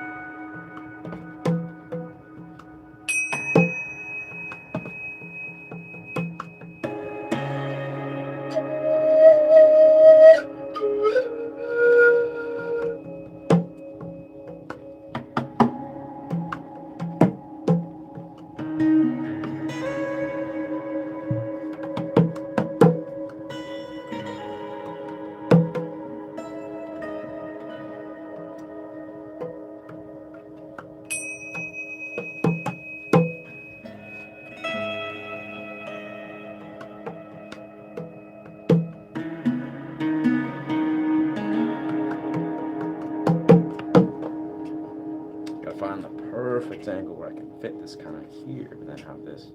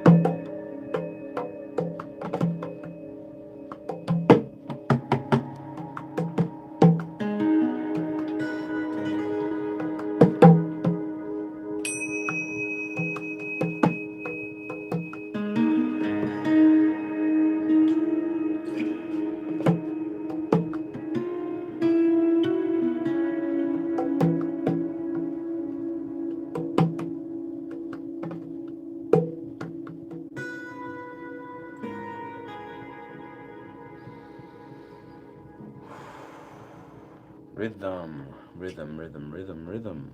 He's in the zone. Yeah, sort of. Getting there. It's like, yeah, getting there, getting there. Sorry, in the in and out. Cool. Now that's all good. Thank you, Alicia. Thank you. 15-second hug can prolong your life. Nah, I believe this. I have lots somewhere I don't know if it's true. It's, yeah, hugs are, wow. Hugs, human connection, oxytocin, yeah, I love it. I get lots of it and I appreciate lots of it. Oh, yeah, I hear that.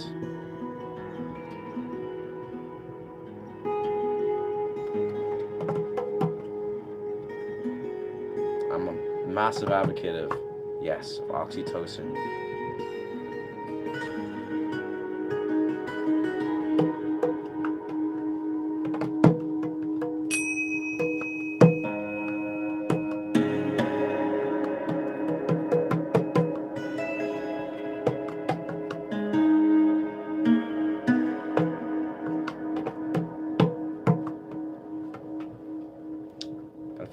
perfect way to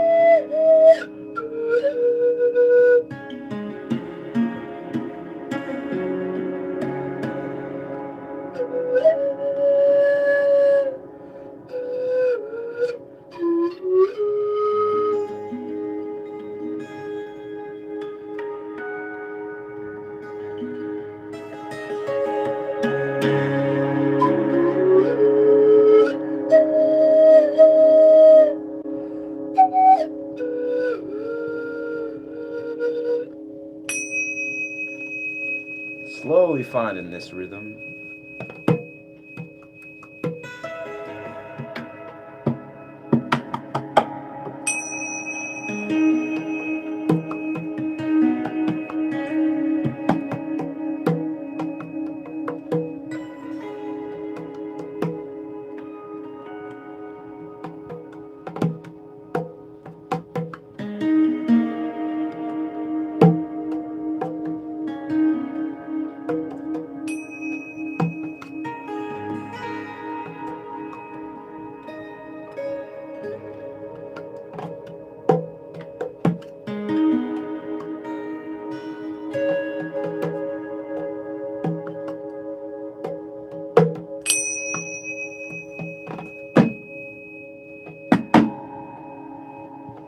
Cool.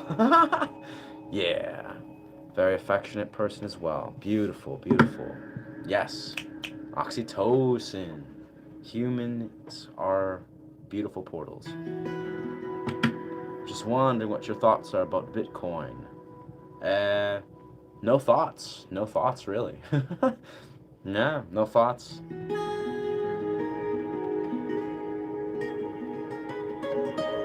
Yeah, I truly never thought about it.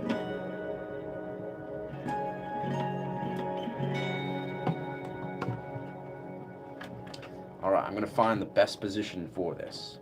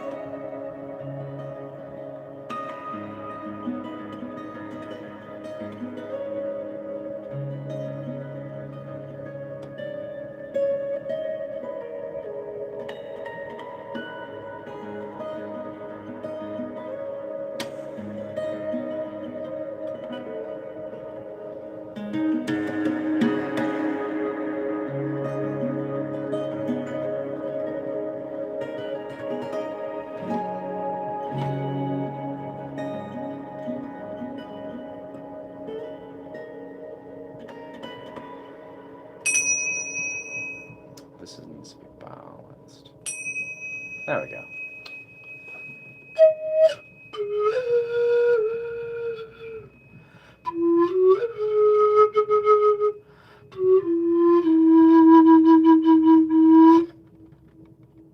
A. Pay the piper. I'm not sure what that means, but A. Did I cut my hair? Not yet, no.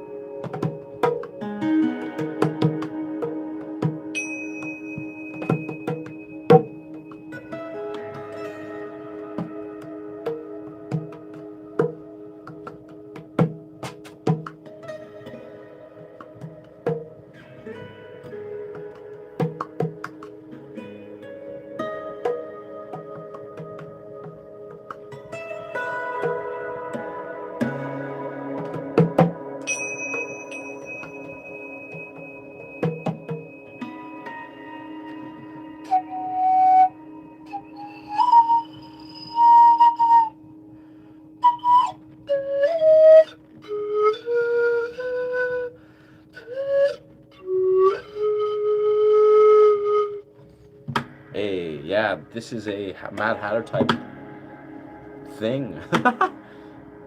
I fuck with Mad Hatter very much. I love him.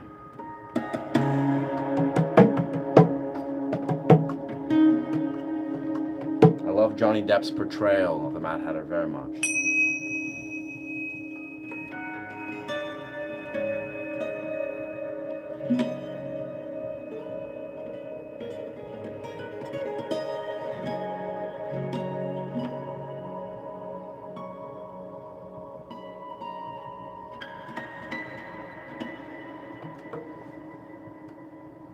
God, I feel like there's a way that I was holding this drum before. Maybe I have to mess with this a little bit.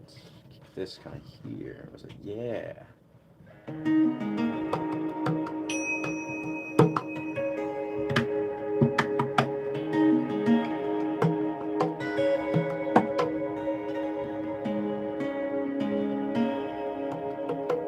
Yeah, my chair was higher. That was what was happening before.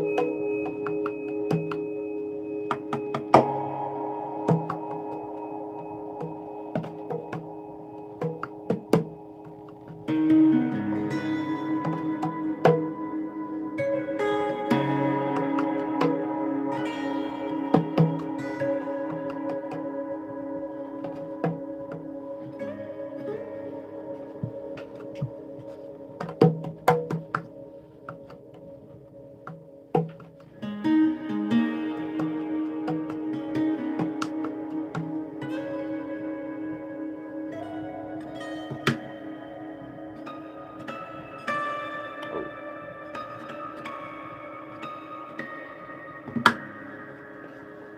Sweet. Sure. Hats.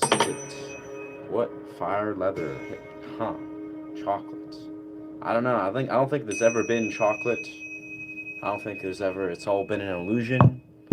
Chocolate has never been the thing, but hey, whatever, yeah. Whatever the mind wants to see.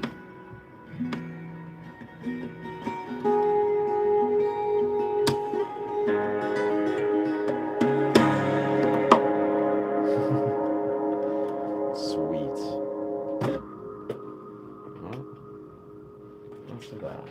All right. Well, I think we're just climbing over the 2 hour mark. I feel probably gonna take a break for now.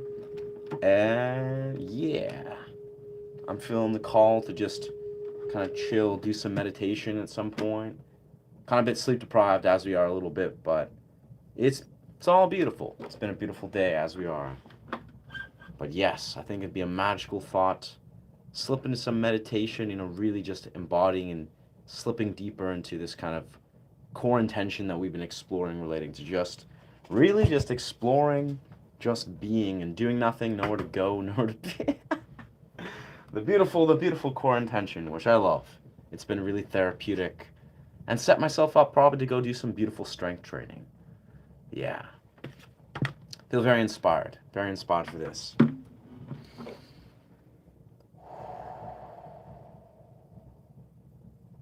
And I find it's interesting, as I'm in this phase, I was kind of talking about this earlier at the start of the stream.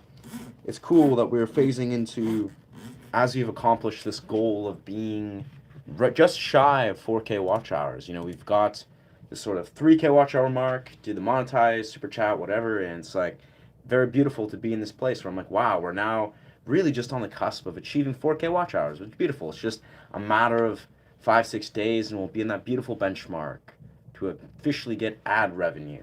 So that's exciting. I'm pretty hyped about that. But it's beautiful the way it's allowed me to actively take a step back. I'm like, all right, don't need to grind, stream, which is always fun because obviously it's beautiful to be present in this portal and see the way this community can grow and I can connect with the viewers. But yeah, it's like I've been very inspired naturally to lean back into just creating high quality content that is teaching guitar, teaching guitar riffs, breaking down riffs, and offering a space where people, guitarists and musicians or whomever alike, can learn some cool stuff. And, hopefully, with a little bit of luck and with a bit of consistency, I can blow up some of these reels or these shorts and long formats to hit a larger audience. And then we'll be blessed with the algorithm momentum. It's kind of core of the intention. I'm like, you know what? This can happen. I can do this. I can create some dope videos, grind out some videos talking about teaching this, that, and this, and then, who knows? Maybe it'll go nuclear. Thank you for being here. You've inspired me to live again. Wow. Thank you. That's beautiful. That's such a beautiful compliment. That's what we're here for in some regard. It's like, I just want to just share what's flowing through with me and just kind of create this space for people to try to authentically connect with what it means to be human and all the different, there's many different intentions of this channel, but surely teaching guitar, creating a divine context with music, connecting with the body, the somatic body, authentically connect through the phone, and etc. Just there's so many things that I feel inspire me to create this portal. And yeah, it's super dope to be able to share this. And even in days where I'm kind of just casually today, these are all improvised, these streams. But today it's been very nice. It's been especially improvised. I was just slightly sleep deprived, or I'm just streaming through, chilling in the forest, doing music stuff as per usual, and it's been great. Yeah, deeply appreciate the support. Thank you. I feel yes. I feel good. I feel it's high time. We're at a peak moment. I feel to go nuclear. It's just I can see it. I can envision it. Where I'm like, all right, monetization complete. Now I can just create some crazy dope stream or crazy dope shorts and videos that can just do some cool stuff. So returning to that core intention is creating high quality content as per usual and continuing to grow this portal. So anyways, thank you so much for chiming in. Appreciate the support. And yeah, if this content resonates with you, feel free to follow this channel. I teach guitar and I do meditative sound journeys among various types of YouTuber guitar stuff. Yeah. And as it is.